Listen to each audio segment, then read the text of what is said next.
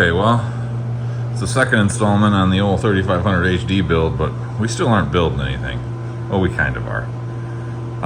So you see, I've got the engine trans and what's left of the front end back in the shop, and today's project, this weekend's project, is to get this front axle out of here, make this thing as small and narrow as possible, and try to get maybe some casters installed so we can move this thing around and roll it over here in the barn and leave it inside. So we'll see how that goes. All right, guys. Well, I built this this little jack adapter for actually for this truck. It was for the 4L80E a number of years ago, so it's probably, you know, not going to work at all. But we're going to give it a try anyway, see what happens. Looks like we got to split it, hang tight.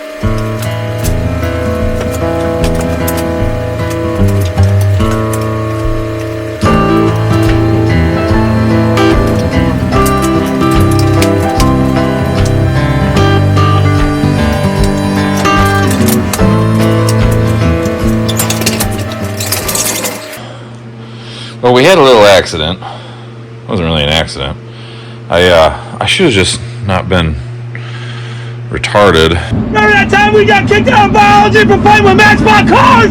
Yeah! Who's retarded now? And drained the transmission when it was still hanging off the back of the motor, but I didn't. And I tried to do it here, and it was an epic failure.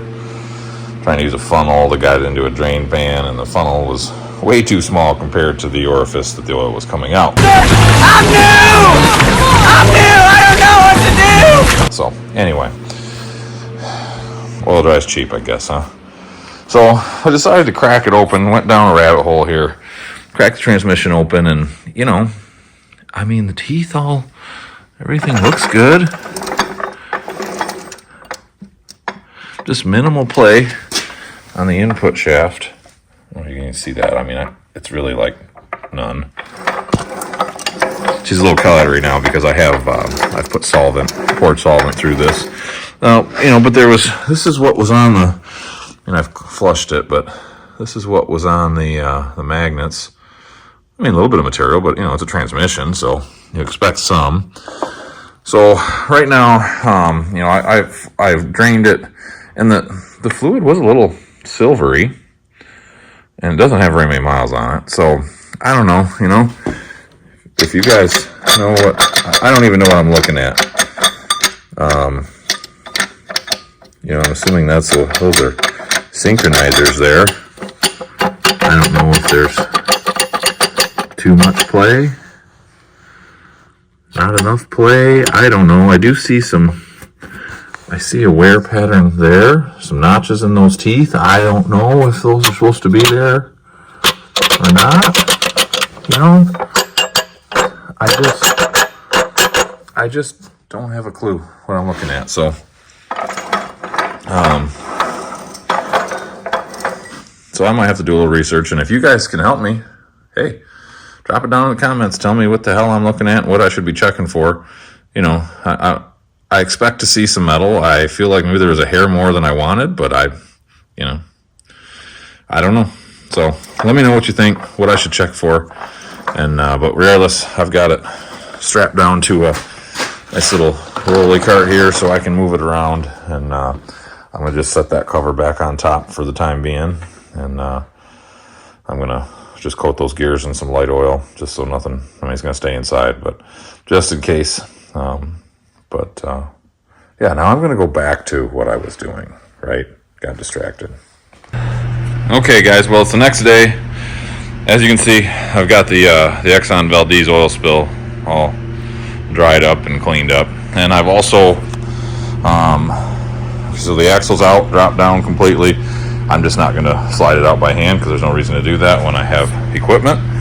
I've got most of the miscellaneous hoses, stuff I had left on just to get the cab off, but, you know, battery cables, all the power steering lines, oil fill, remaining coolant lines, fuel lines, you name it. That's all gone. And the motor mount bolts are not all out, but they're all don't have nuts on them. So some of them are a little bit seized into the aluminum mounts. We're going to deal with that when it's hanging and not right next to a frame rail. So with that being said, we're ready to bring the skid steer in and lift this thing out of here. So I'll set you up.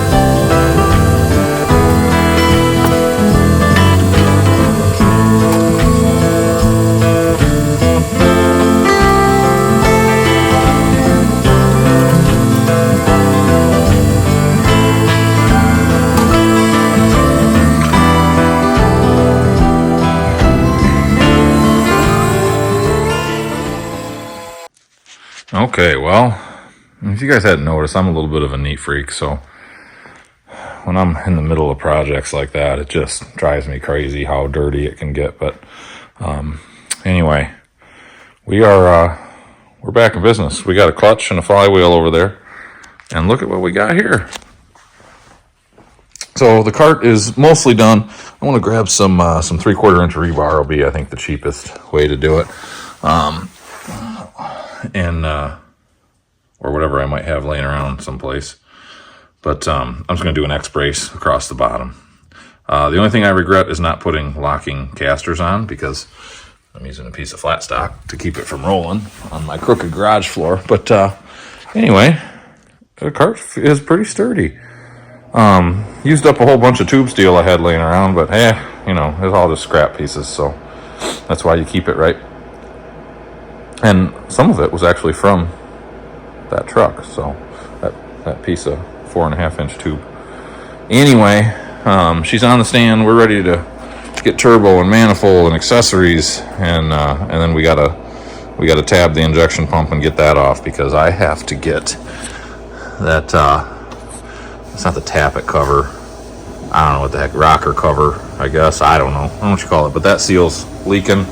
That's where the blow-by little filter thing is, so that's not working right. We got to get all that off. Power steering pump's got to come off. We got a bunch of stuff, so I'll probably start on that today a little bit. We got the trans over here. I am going to pull the, what I ended up doing to make my cart, obviously, is I did pull the bell housing, because I knew I wanted to get the flywheel resurfaced. It needed it when I first bought this engine, and I kind of just did it at home, and it's not glazed again, but the clutch does slip a little bit. A lot of it's just because it's more power than the clutch. This thing is probably putting out, not significantly, but somewhat more torque than what both the clutch and the transmission are rated for. So this is a 210 horse 6BT, which is somewhere around 420, 450 pound-feet from the factory. I've got her turned up pretty good. It is all stock internals though, but the CPL on these 210 horse, they only made 12 valves up to I think 215 or maybe 220 horse. So this is definitely a higher output. That's because it came out of a medium duty. So it's probably somewhere around 300 horse, something like that. The 5.9s do respond. The 12 valves do respond really well to basic pump tuning. So more so than almost any other engine. And it's probably 600 torque, 550, 600. So that is an FS5106A. So it's rated for the 5.1. The first two digits is the torque rating, so 510 foot-pounds. So it's right there on the trans, and I can't remember the clutch. The clutch might actually be 660 torque. At any rate, we're right at the line, and I want to get that flywheel resurfaced. And I'm glad I took it off because the rear main was in fact leaking. I built this rear stand so that hopefully, if you guys can see, I notched it right there. Really solid fabrication work there too, PS. But I notched it so that I think it'll let me get the oil pan off. I don't believe the oil pan to be leaking. I resealed the oil pan when I put it in the 3500 HD because it was previously a front sump, and these are I don't want to call it parallel. I don't know. Anyway, ambidextrous. I don't know what the word is, but regardless, you can flip them. So I flipped it and resealed the oil pan. So I don't know. I may or may not do that, but if I remember right, I think I have to anyway because I believe it's part of the rear main. So, why not? The engine's on a stand, right? So for a $40 or $50 at most oil pan gasket, so we're going to do this tappet cover. We're going to do the rear main. We're going to do the oil pan. We're going to do all the valve covers. We're going to put the double breather kit on it to try to alleviate the blow by. I mean, we're going to do turbo oil drain. We're going to do all the exhaust manifold gaskets, all the turbo gaskets. I've already done the front timing cover when I almost lost the motor to the killer dowel pin, but I'm going to do it again. I've got a couple gaskets. I don't even know what that is. Oh, there it is. There's that side tappet cover gasket right there. I've had that for years. But we're going to do everything. We might even do a front main. And I believe that this stand will allow me to do all of that. That's kind of why I wanted it to be as compact as I could get it so I could tuck it up against a bench and have it out of the way. I want it to be sturdy. I didn't trust even the heavy duty engine stands to support this motor, especially with accessories. So that's why I wanted the front legs, front and rear. And hey, I only had $130 into casters. The rest was all scrap. So, I couldn't have bought a reasonable engine stand for even close to that. So, I will end up pulling the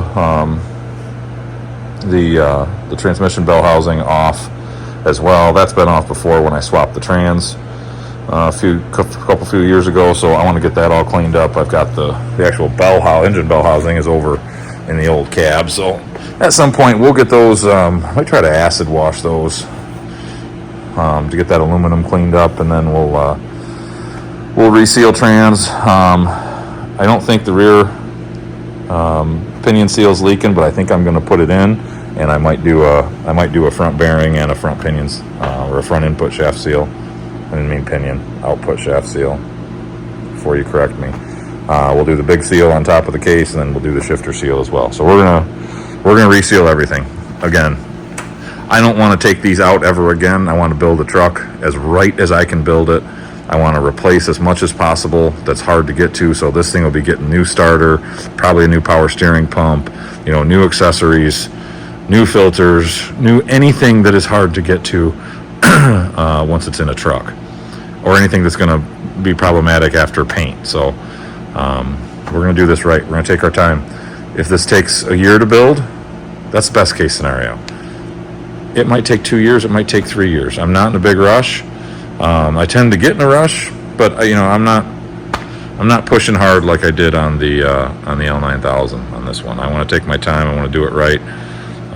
Hence why I took the time to build the cart. I don't want to just be relying on when I can bring a machine home and move stuff around. I want to do it at my leisure. So with that, I'm going to get to taking things apart. All right, guys. Well, I'm going to close this out by showing you what I accomplished on the old 12 valve here, and we got pretty far. We're doing good. I'm liking the idea of this being a piecemeal project, if you will. You know, usually I got trucks, multiple trucks, and I'm moving them in and out constantly, trying to make room. And man, if I just do little pieces at a time, they tuck nice and neat in the barn. So, you know, how I'm looking at it is I already have the rear end that's, you know, already been re-geared, low miles, good bearings. I've already got the front axle with nearly new kingpins. And so, you know, I can get this motor all re-gasketed, resealed, everything done, cleaned up, painted. Same with the transmission. And then I can bring axles in, do those separately. And hey, I've got a cab already, and I can do a little bit of sheet metal repair I need to do to that. I can gut it, I can paint it, I can modify the doghouse. I can do all sorts of things and just have that all sitting out of the way, painted, ready to install, basically. You know, and then whenever I find the right truck, then I can, you know, do what I got to do to that and start framework. So, which ideally would be more towards summer anyway, when I don't have to worry about the door being closed and heat and everything being muddy and nasty and whatever. So let me show you what I got. So made really good progress. You can see I got the exhaust manifold and the turbo, all the accessories, the front timing cover, the water pump, you know, the balancer, the drive pulley, crank pulley. We have everything off except for that P7100 injection pump. I've got that all loose. All the lines are free. Feed lines, return lines. Everything's free. I've just not cracked the mount bolts loose because there is a process. What I've got to do is I've got to get this motor set to top dead center. That's why I've got the front valve cover off. And then there's a couple pins that have to go in. We have to pin the timing assembly in place, then we have to pin the injection pump in place. The pins are all here, they're all on the motor, so I just gotta kind of take my time, do my due diligence to make sure that I don't have to retime this engine, because I don't want to. I'm not rebuilding this thing, so I just want to pin it in place, pull the pump, do my seals, reinstall the pump, and we're good to go. So next step is I've got to obviously start getting this cleaned up, but I've also got to make my list for what I've got to get from Cummins, which is, you know, a whole bunch of gaskets, studs, seals, and then anything that I want to get from them. Things like maybe a water pump I might get from them. Pick my battles. So you can see I did completely disassemble the turbo. I did so because I want to. It's in great shape still. Again, this is very low miles. So we're just going to clean that up. I want to be able to clean up the compressor housing separate from the turbine housing. I want to be able to needle scale all this, you know, the exhaust manifold and the turbine housing on the turbo. So get that all cleaned up and do what we got to do. So just some other accessory drives. We got our power steering pump that wasn't working very well, so we're gonna replace that one way or the other. Probably do a new lift pump just because, again, why not? It's kind of not horrible to get to, but it's not easy. So the rest of this will all get cleaned up and painted and reinstalled. So guys, thank you for watching. Appreciate you guys following along and commenting and liking and subscribing. Really, really hugely appreciate that. I can't tell you how much. So in the meantime, I hope you guys have a great week, and yeah, take care.